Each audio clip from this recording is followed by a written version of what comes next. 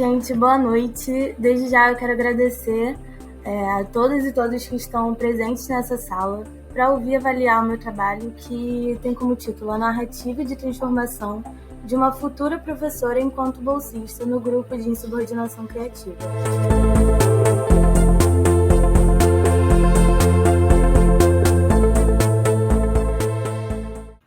Eu sou bolsista desde setembro de 2020 do PIBIC-CNPq no projeto Interconexões como Práticas de Insubordinação Criativa na Docência. E quem é essa bolsista futura professora? Prazer, gente, eu me chamo Gabriela Vieira. Atualmente eu estou no processo pré-formatura, né, que no contexto da pandemia eu estou só aguardando o estágio supervisionado da faculdade para me formar no curso de licenciatura em Educação Artística com habilitação em Expressão Gráfica. Extracurricularmente falando, eu já tive minha primeira experiência docente em 2018, enquanto estava no meu terceiro período, numa escola particular de um bairro carente em Itaboraí, não sei se vocês conhecem.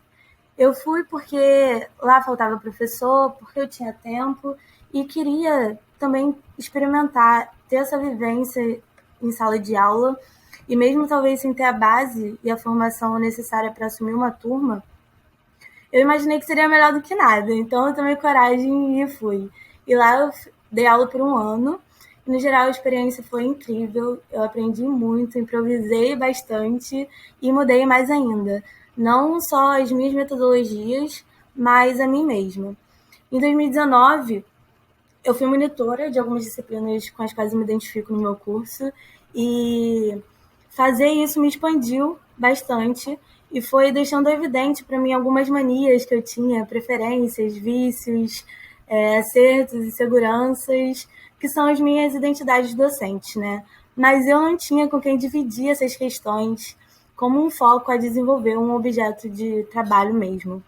E falando não só por mim agora, mas por qualquer estudante da graduação, quando a gente entra na faculdade, a gente tem aquele turbilhão de dúvidas, né, que viram angústias, questionamentos, receios, e para isso se formar parece que isso triplica, sem saber o que nos aguarda lá na frente.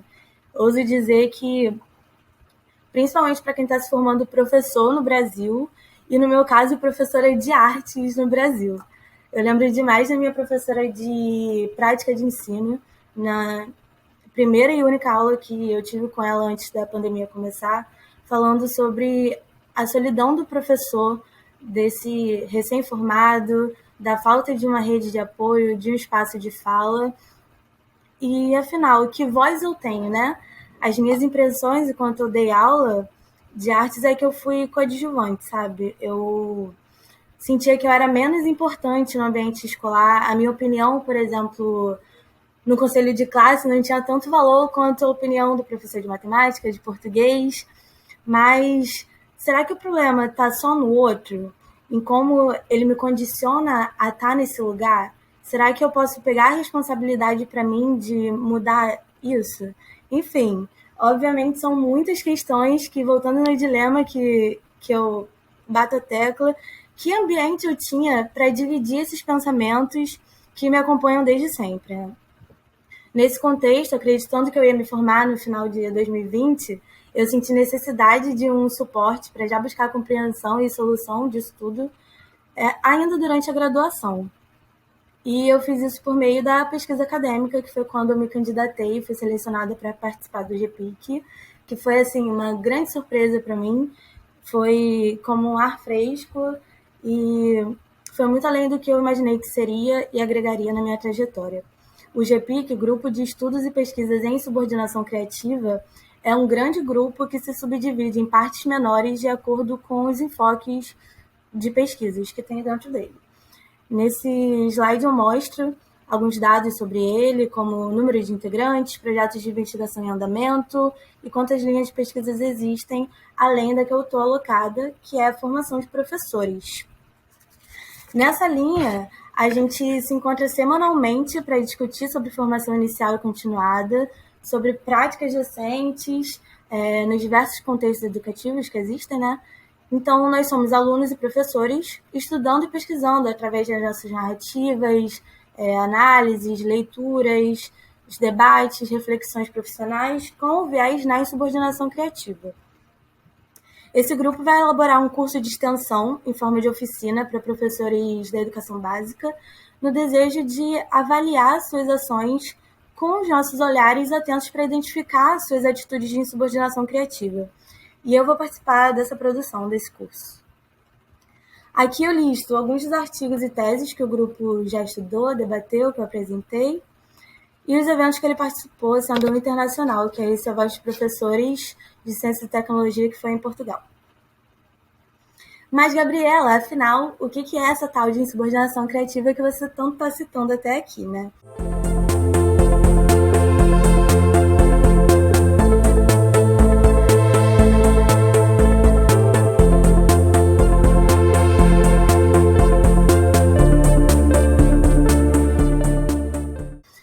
Se a gente para pensar na palavra insubordinação, a gente pensa que é algo ruim, né? Negativo. Mas aqui as autoras trazem para o positivo, é um conceito que fundamenta, dá respaldo para coisas que já vêm sendo feitas há bastante tempo, até antes desse conceito chegar no Brasil, e eu considero como boas novas para todos nós. O conceito foi trazido para a educação matemática pela Beatriz D'Ambrosio e Celi Lopes, como ações que quebram conscientemente regras pré-estabelecidas para melhor ensinar, regras que desumanizam ou reduzem a profissionalidade do professor ou do pesquisador de alguma forma. E uma das reuniões do GPIC, que eu me lembro, é a nossa convidada Gabriela Brion, que é doutora, também faz parte do GPIC e pesquisa na área. Ela reforçou com a gente essa questão da consciência. Ela falou que esse conscientemente é muito importante porque daí vem a palavra criativa no conceito. É sobre alguém que conhece as regras e cria formas de agir contra elas para exercer a profissão da maneira que a pessoa acha que ela vai ser melhor exercida, dependendo do contexto, né? O contexto é muito importante. E isso tem uma proximidade muito grande com a perspectiva freiriana para entender a escola, né? E a prática docente com autonomia, com justiça social, ética, colaboração, entre outras características. E por falar em Freire, eu gostaria de agora focar no acabamento do ser humano, mais precisamente na minha conclusão, como um processo permanente de busca para contar de que forma eu olhei para as minhas experiências e enxerguei as minhas transformações. Aqui eu trouxe a citação da Passege, que me atravessou muito quando eu comecei a fazer esse trabalho sobre minha narrativa, que diz: é nos contando nossa história ou contando alguém que nos damos conta da nossa historicidade como pessoa, agindo e interagindo no mundo da vida. E foi exatamente o que aconteceu comigo quando eu passei a integrar o GPIC e a produzir esse trabalho que eu estou apresentando aqui para vocês. Eu me vi como alguém mais consciente porque me compreendi no meu ambiente social histórico e quis ser ouvida. Por isso, ela é uma pesquisa narrativa. E para me narrar, eu precisei olhar para trás e ir de encontro às ações que eu tive, as minhas crenças, experiências, e conforme eu debatia com o grupo, ouvia as gravações dos nossos encontros, lia anotações que eu fazia, eu conseguia enxergar as minhas contradições. A Gabriela que falava uma coisa e fazia outra, os frutos da minha formação acadêmica e da minha autoformação, né, que é essa bagagem pessoal que eu carrego. E assim eu descobri minhas gaiolas epistemológicas, como diz o Biratan D'Ambrosio. Essas gaiolas oferecem aos pássaros alimento, segurança, abrigo, mas esses benefícios têm um preço alto, que é o impedimento da gente ver a realidade ampla. Essa é uma metáfora para mim que diz muito sobre zona de conforto, que é uma coisa que eu particularmente amo, mas que é um risco também de não conhecer outras possibilidades, outras paisagens. A gente às vezes não se dá conta das gaiolas que nos prendem e impedem a gente, né, de viver uma transformação. Então, quando eu percebo essas minhas gaiolas, eu me dou a escolha de sair ou de ficar nelas. E eu percebi que eu estava em gaiolas que me distanciavam dos meus alunos, na época que eu lecionei, gaiolas de violências diárias, de indiferença, que eu precisava realmente sair. E, gente, observa que esse é um movimento eterno de reflexão para que eu não entre em outras gaiolas sem perceber, né? Mas que eu possa voar livremente entre elas. E assim eu vou construindo, então, a identidade docente que eu quero ter, me comprometendo com as ações que de verdade me realizam. Mas existe um limbo muito grande entre a teoria e a prática. Eu tinha diversas maneiras de enxergar a docência a partir de tudo que eu ouvia nas minhas aulas teóricas, e quando eu realmente fui exercer essa docência, isso me chocou muito. Não sei afirmar por qual motivo, mas eu identifiquei que na nossa formação inicial, a gente foca muito no aluno, no desenvolvimento, nas formas de ensinar, e esquece que a formação de professores tem como objetivo justamente a construção de um profissional docente. Então, assim, se eu não olho para mim, não me autoconheço, como que eu vou saber as minhas necessidades, né, de modo geral, para me formar da melhor forma possível? Então, o GPIC, nesse sentido, foi uma grande injeção de ânimo que eu precisava, um empurrão para fazer essas análises, que eu não vou negar, não são fáceis. Eu, Gabriela, sou péssima de me analisar, eu sempre evito ao máximo, porque eu tenho medo de entrar em crise confrontando ali os meus problemas, vendo eles claramente, e isso refletiu na Gabriela profissional. Então, se eu tinha um problema, era sempre uma pessoa que estava ali apontando para mim, né? E a consequência disso é que eu buscava soluções de acordo com o que alguém falou de mim para mim. E quando eu me permiti, eu desenvolvi autonomia e passei a olhar para mim, eu vi que na verdade tudo ficou mais fácil, mais leve, mais real.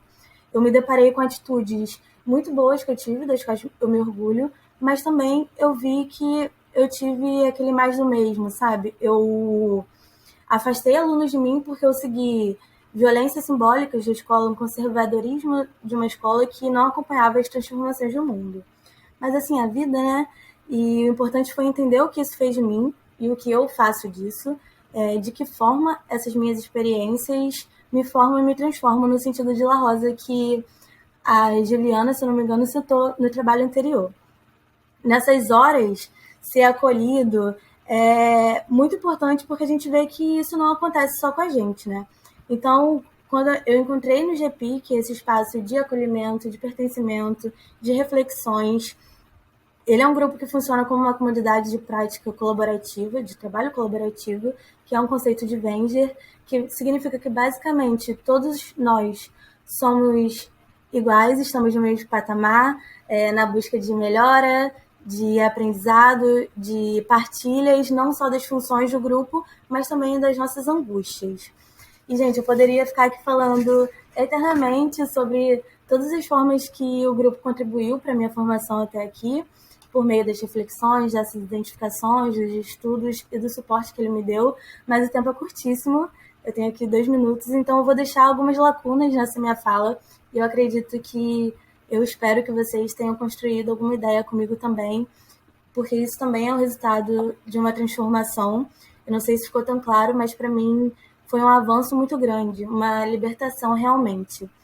E recuperando uma citação de La Rosa, olha como é linda essa questão da experiência. É uma coisa que nos toca, que nos acontece e que ao nos passar, ela nos forma e nos transforma.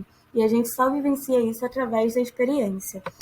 E já partindo para a conclusão, ou em conclusão, participar do grupo do GPIC e estudar em subordinação criativa me fez entender que ela tem a ver com construir um professor e também uma sociedade melhor.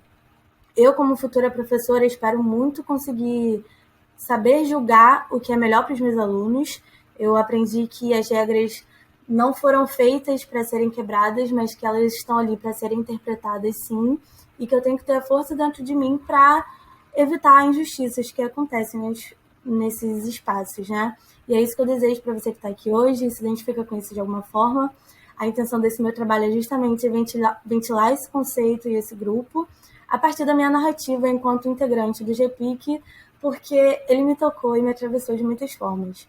Essa é uma forma de você também, estudante de licenciatura, professor, pesquisador que está aqui, de se empoderar, reconhecer sua autonomia, refletir sobre suas práticas antigas, conhecer novas práticas e mudar, né, essa questão de fazer aquele mais do mesmo que causam danos esses que podem ser evitados a partir do momento que a gente volta a se olhar para a gente.